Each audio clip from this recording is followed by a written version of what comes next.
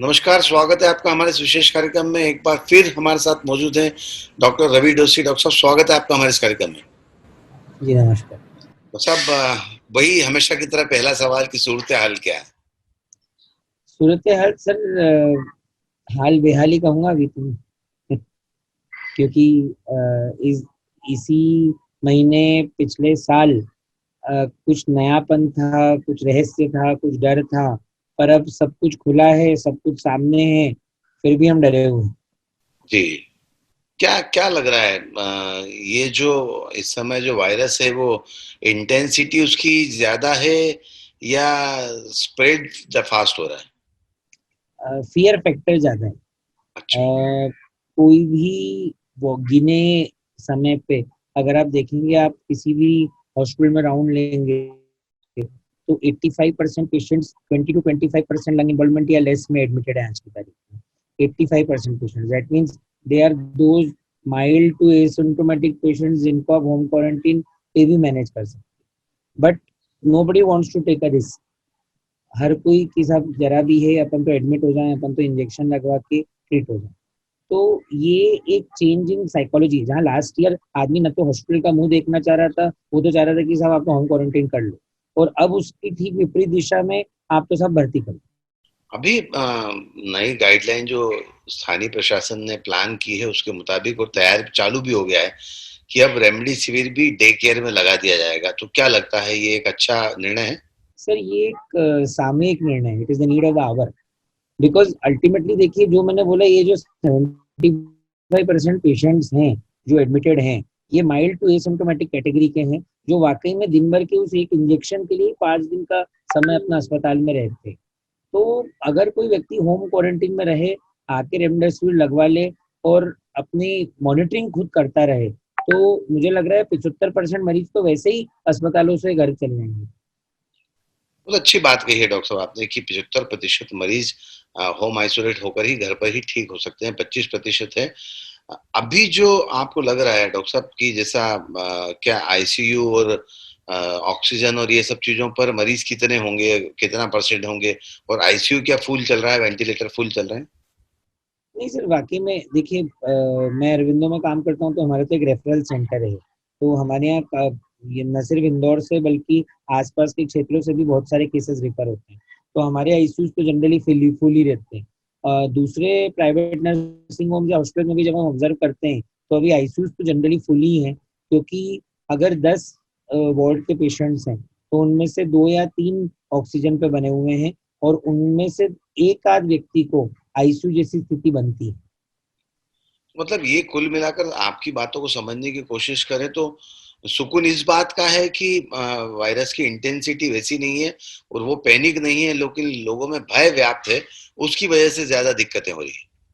Sir भय भी है, देखिए, मैं तो कहता हूँ कि जागरूकता और भय एक ही चीज के शायद दो पहलू हैं। तो अगर हम देखें तो जो जो जागरूकता हम लोगों को पहले जागरूक कर रहे थे कि लक्षण है तो जल्दी आओ, अब वो जागरूकता से अति जागरूकता और भय पे जाते हुए, साहब मेरे को तो ये हो गया, मेरे को भर्ती कर लो। तो कहीं ना कहीं जो डिसीजन मेकिंग कैपेसिटी, अगर बतौर डॉक्टर भी, अगर मैं एक दिन में 100 मरीज देख रहा हूँ, 50 को होम क्वारंटीन कर रहा हूँ, उनमें से मान लीजिए 5 भी एडमिट होना पड़े, तो वो आके मेरे को ये बात बोलते जरूर है कि साहब हमको तो तभी एडमिट कर देते, मेरे को काय के लिए होम क्वारंटीन करा। हम्म। तो बतौर डॉक्टर आपको भी बार बार बहुत स्ट्रेस होता है इस डिसीजन को लेने का, कि क्या होम क्वारंटीन करूं या एडमिट कर दूं। अगर होम क्वारंटीन करा तो कल को डिटेरियोरेट हो सकता है, अगर एडमिट करूं तो बेड भी मेरे को ढूंढना रहा जो मिल नहीं रहा है अभी। तो दोनों ही सिचुएशन, नंबर ज्यादा होने की वजह से, एक जो शब्द आपने शुरू में यूज किया था, स्ट्रेस पैदा करनी है एक प्रकार की। डॉक्टर साहब, जिस तरह से लगातार नंबर ऑफ पेशेंट्स बढ़ते जा रहे हैं, उनकी संख्या में इजाफा होता जा रहा है, क्या लग रहा है इस समय ये जो स्प्रेड थोड़ा सा फास्ट हो रहा है पिछले साल के मुकाबले? सर स्ट्रेन तो निश्चित रूप से फास्ट हो रहा है। अगर मैं पिछले साल से कंपेयर करूं तो एक घर में एक मरीज, उसके साथ में एक व्यक्ति संक्रमित। आज की तारीख में एक घर में एक मरीज, उसके साथ में घर के 10 के 10 मेंबर संक्रमित।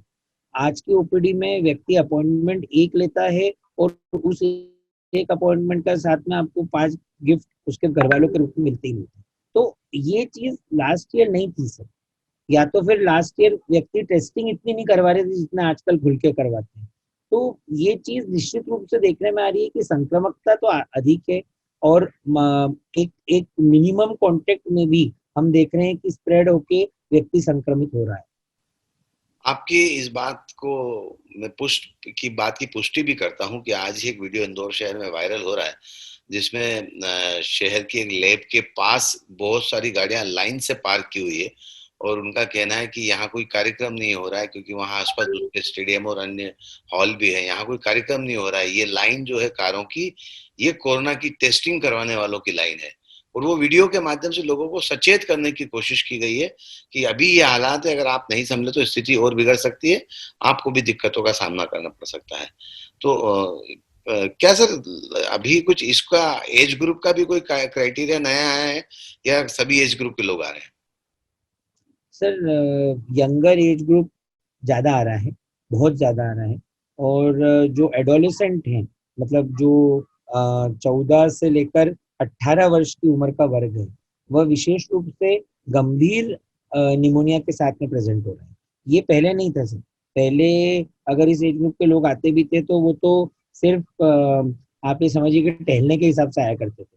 पर आजकल ये मरीजों को ऑक्सीजन तक पे लेना पड़ रहा है, कईयों को तो आईसीयू में बाईपैप वगैरह पर भी लेना पड़ रहा है। सर आपने कहा 14 से 18 वर्ष के लोग बच्चे ज्यादा आ रहे हैं, इसके पीछे कोई स्पेसिफिक रीजन नजर आता है आपको? देखिए सर, मेरा मानना है कि ये वो एज ग्रुप है जो अक्सर घर के काम करता है। तो मतलब जो जो मदर फादर है वो अपने बिजनेस या अपने जॉब में रहते हैं, बट ये वो एज ग्रुप है जो सब्जी लाता है, ये वो एज ग्रुप है जो किराना लाता है। हॉस्पिटल भी किसी को दिखाने जाना है तो हॉस्पिटल भी आप दिखा के ले आओ। तो ये they are the truly mobile part of our society. तो मेरा मानना है, और साथ में आप समझ सकते हैं कि in this age group society, parties, विचरण करना, ये सभी चीजें बहुत कॉमन है सर। तो इस बार ये एज ग्रुप टारगेट हो रहा है, आई थिंक संक्रामकता अधिक होने की वजह से और कहीं ना कहीं कुछ change in pattern of the virus होने की वजह से ये लोग ज्यादा प्रभावित हो रहे हैं। तो ये भी मान सकते हैं कि ये घर के कामकाज के अलावा आपस में दोस्तों में मिलना जुलना, पार्टी और मास्क को प्रेफरेंस नहीं देते हैं, ये भी एक बड़ा कारण है। सर ये तो बनी बात है। देखिए अभी 2 दिन इंदौर शहर लॉकडाउन की गिरफ्त में रहा, पर आज शाम को जब मैं अरबिंदो से वापस अपने घर आ रहा था तो शाम का माहौल आप देखते तो 6 से 8 के बीच में बाइकों पे लोग आराम से घुमा फिरना, मस्ती, विदाउट मास्क सब चालू हो गया था सर। और प्रिडोमिनेटली एज ग्रुप तो यही था, यंग यंग एज ग्रुप जो इतना रेस्टलेस रहता है कि वो घर पे नहीं रह सकता। तो कहीं ना कहीं प्रशासन या डॉक्टर्स आपको सलाह दे सकते हैं, प्रशासन गाइडलाइन जारी कर सकता है, लेकिन उसका पालन तो आपको ही करना होगा। और कितनी चौंकाने वाली बात है कि 14 वर्ष से लेकर 18 वर्ष तक की उम्र के बच्चे कोरोना पॉजिटिव आ रहे हैं, उनको ऑक्सीजन की जरूरत पड़ रही है, कुछ हद तक उनको वेंटिलेटर पर भी रखने की जरूरत महसूस हो रही है, आईसीयू में भेजने की जरूरत महसूस हो रही है। तो सचेत और सुरक्षित रहने की कोशिश कीजिए, कोरोना की गाइडलाइन का पालन कीजिए। क्या लगता है सर, एक जो वेव पिछली बार चली थी मार्च में और एकदम पीक पे थी, और उसको धीरे धीरे सेटल होने में 2 से 3 महीने लग गए थे, इस वेव को लेकर कुछ आपको लगता है, कुछ कहने की स्थिति में है? सर देखिए, अटकलें अटकलें और अंदाजे दोनों ही कोरोना कहीं ना कहीं मात देते जा रहा है। पर एक साइंटिफिक दृष्टिकोण से भी अगर मैं बोलूँ तो जो अगली चीज इसमें बचती वो है पीडियाट्रिक एज ग्रुप में इन्वॉल्वमेंट होना, क्योंकि अभी तक बाकी सभी वर्गों को तो वो अपने अफेक्ट में ले चुका है। और आने वाला समय अगर बच्चों के ऊपर भी इसका प्रभाव दिखता है तो ये अगेन ये इसकी सिवियरिटी को और बढ़ाएगा ही। अभी एक जो और महत्वपूर्ण वर्ग इससे बहुत ज्यादा अफेक्ट हो रहा है वो है प्रेग्नेंट वुमेन। मतलब ऑन इन एवरेज आप पर डे एक प्रेग्नेंट वुमेन को एडमिटेड देख रहे हैं आईसीयू में और वार्ड्स में, जिनको पहले इतना संक्रमण दर नहीं था। तो आई थिंक अगेन आने वाले 2-3 महीने फिर से कोई नया एज ग्रुप अगर जो बचा है वो पीडियाट्रिक एज ग्रुप है, उसके इन्वॉल्वमेंट के चांसेस रहेंगे। ये एडोलेसेंट्स जो हैं ये नहीं मान रहे सर, आप कुछ भी कर लें, पर ये एक ऐसा वर्ग है जिसपे जितनी जितनी जोर आजमाइश की जाएगी वो उतना ही रेबल बन के सामने आएगा। और आई थिंक ये इसको प्रोपोगेट भी करेंगे, क्योंकि इनमें से कितने सारे लोग हैं जो खांसते हैं बट लोड नहीं लेते हैं क्योंकि बॉडी साथ देती है। तो वो इस चीज को 3-4 महीने तक अभी एक पीक की जगह प्लेटू बना के प्रोपोगेट करेगा। डॉक्टर, जैसा पिछली बार हम लगातार आपसे बात करते रहे हैं, हम देखते भी रहे हैं, और जो वायरस का लगातार बढ़ता स्टाइल है, जो स्ट्रेन है, उसको लेकर भी हम बात करते रहते हैं, उसका जो स्वभाव बदलता है, उसको लेकर भी कई बार आपने हमारे दर्शकों को बताया है। इस बार के वायरस में हम पहले ऐसा मानते थे कि यंगस्टर्स की इम्यूनिटी बहुत स्ट्रांग होती है, इसलिए उनको वो टच नहीं करेगा, उनको दिक्कत नहीं देगा। लेकिन इस बार उल्टा हो रहा है, यंगस्टर्स को परेशान कर रहा है, थोड़ा सा जो हायर एज ग्रुप पर जाकर भी परेशान कर रहा है। और आपने चौंकाने वाली बात अभी जो कही है, सबसे ज्यादा और चिंताजनक बात है कि अब पेडियाट्रिक ग्रुप में भी इसके आने की संभावना है। तो प्रिकॉशंस यही है या कुछ और पेडियाट्रिक्स को लेना चाहिए? वैक्सीनेशन करवाना बहुत ज्यादा जरूरी है। वैक्सीनेशन से कम इतना तो फायदा मिला है कि बुजुर्ग वर्ग भी जो वैक्सीनेट होके आ रहे हैं, उनकी सीवियरिटी होने के बावजूद हम उनके अंदर मॉर्टेलिटी नहीं देखते हैं। ये एक बहुत बड़ा प्लस वैक्सीनेशन की वजह से हमको मिला है। पर दूसरा और मोस्ट बेसिक थिंग है जो कॉमन कॉफ एटिकेट का यूज करना, कि अगर आप खांसते हैं तो एक हैंकरचीफ का इस्तेमाल करिए, आप एक मास्क पहनिए और सोशल डिस्टेंसिंग का उपयोग करिए और रेगुलर हैंड वॉशिंग। अल्टीमेटली यही चीजें जरूरी है, क्योंकि चेन ऑफ ट्रांसमिशन को अगर अपन रोक पाते हैं तभी कोई भी वायरल बीमारी को हम रोक सकते हैं। ये बात तो निश्चित है कि 100% वैक्सीनेशन एक असंभव सी बात है, it is not practically possible. तो I think ultimately mask, social distancing और हाथ रेगुलरली धोना ही हमारे पास में रास्ते बचते हैं। आपने कहा सर 100% वैक्सीनेशन इस समय पॉसिबल नहीं है। क्या लगता है अगर 50 से 60% पॉपुलेशन भी वैक्सीनेट हो जाती है तो इस खतरे को कम कर सकते हैं? सर निश्चित रूप से वैक्सीनेशन से बीमारी की सिवियरिटी इतनी कम होती जाएगी कि अल्टीमेटली वो एक बहुत रूटीन बीमारी जैसे बन के रह जाएगी। तो वैक्सीनेशन तो बहुत जरूरी है।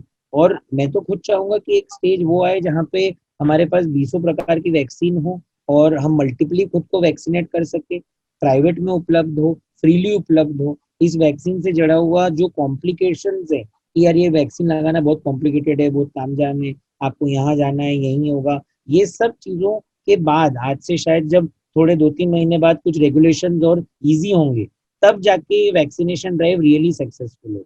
आई थिंक मतलब मैं एक रोटेरियन हूँ, आप रोटरी को इन्वॉल्व करिए, जैसे पोलियो ड्राइव में रोटरी को इन्वॉल्व किया है। कहीं ना कहीं सोसाइटी को भी इस वैक्सीनेशन ड्राइव का पार्ट गवर्नमेंट को बनाना चाहिए। बहुत अच्छी बात कही है आपने। बतौर एक रोटेरियन आपका सुझाव था कि रोटरी क्लब को उसमें इन्वॉल्व करना चाहिए। और निश्चित तौर पर शहर में और देश में तमाम सारे ऐसे संस्थाएं हैं जो समाज के लिए काम करती है, उनके उत्थान के लिए काम करती है। रोटरी क्लब है, लायंस क्लब है, तमाम सारे सोशल ऑर्गेनाइजेशंस हैं। अगर वे लोग पहल करें और सही ढंग से उसको इम्प्लीमेंट करने की कोशिश करें तो निश्चित तौर पर ये वैक्सीनेशन का जो अभियान सरकार चला रही है वो जल्दी से जल्दी खत्म होगा इन सब लोगों की मदद से। और हाँ, एक बात और है कि हम सब लोगों को जागरूक होना पड़ेगा। हम वैक्सीन को लेकर तरह-तरह की भ्रांतियाँ पाले हुए हैं। डॉक्टर साहब, आपको लगता है कोई कॉम्प्लिकेशन है वैक्सीन में?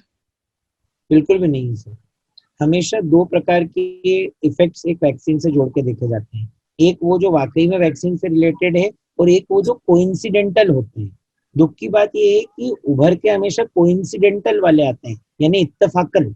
आज तक कभी भी आपने वैक्सीन को पिन पॉइंट करके कोई भी साइड इफेक्ट प्रूव नहीं किया है, इट इज नॉट देयर। और सी, ये एक न्यू टेक्नोलॉजी बेस्ड वैक्सीन है, हम खुद इसको समझते जा रहे हैं और उपयोग में करते जा रहे हैं। बट जितना मेरा अनुभव है, up till now it is more than 99% safe. इतनी बड़ी बात डॉक्टर रवि डोसी साहब ने कह दी है। और मैं भी और डॉक्टर डोसी की तरफ से भी आप सबसे अपील करता हूँ कि जो लोग इस क्राइटेरिया में आ रहे हैं, 1 अप्रैल से तो 45 साल से ऊपर के लोग आ जाएंगे, तो सभी लोग इसको एक अभियान बनाएं, खुद भी लगाएं और जो अपने नजदीकी लोग हैं, परिवार के लोग हैं, उन सबको लगाएं। जब डॉक्टर रवि डोसी कह रहे हैं कि कोई कॉम्प्लिकेशन नहीं है, तो निश्चित तौर पर इसको एक अपनी जिम्मेदारी की तरह निभाने की कोशिश करें, तो आने वाला समय हमारे लिए एक अच्छा वक्त साबित हो सकता है। बहरहाल डॉक्टर साहब, रेमडेसिविर और टोसिलजुमेब को लेकर जो अभी लगातार एक अभियान चला था और जो पेशेंट एडमिट हुए थे उनको लगाया जा रहा था, अभी इसकी सिवियरिटी थोड़ी सी कम है, अभी भी इसकी जरूरत पड़ रही है? निश्चित रूप से सर, कारण क्या है कि अब इसकी समझ और पहचान बढ़ने से कई ऐसे केसेस जिसमें हम पहले से ही समझ जाते थे कि प्रॉब्लम आने वाली है, आगे रह के या अर्ली यूज डॉक्टर्स द्वारा इन मेडिसिन का किया जा रहा है। अब क्या कहना चाहिए, स्टॉर्म से पहले प्री स्टॉर्म में भी कई लोग टोसिलिजुमेब प्रेफर कर रहे हैं कि कोई व्यक्ति रिस्की सिचुएशन में जाए उससे पहले ही हम उसको लगा दें। तो इन चीजों का उपयोग तो अभी बढ़ा है और आप देखेंगे कि कितने प्रतिशत लंग इन्वॉल्वमेंट में रेमडेसिविर यूज किया जाता था, तो वो भी आश्चर्यजनक रूप से घटा है। पहले मानते थे कि यार 20-25% के ऊपर हो तो ही लगाना, आजकल आप देखेंगे तो 3-4% इन्वॉल्वमेंट वालों में भी रेमडेसिविर दिया जा रहा है। तो निश्चित तौर पर तमाम सारी अच्छी जानकारियां डॉक्टर रवि डोसी दे रहे हैं और उम्मीद है कि आप सब लोग इन सब प्रोटोकॉल्स को फॉलो करेंगे, वैक्सीनेशन की तरफ जाएंगे। एक बार फिर हम अपील आपसे कर रहे हैं। बहरहाल डॉक्टर साहब, आपने अपना कीमती समय निकाल कर हमारे साथ समय दिया, इसलिए बहुत बहुत धन्यवाद। भैया आपको भी बहुत बहुत धन्यवाद कि आपने पुनः साक्षात्कार के लिए मुझे मौका दिया। धन्यवाद। आज के इस कार्यक्रम में बस इतना ही। सुनील जोशी को दीजिए इजाजत। नमस्कार।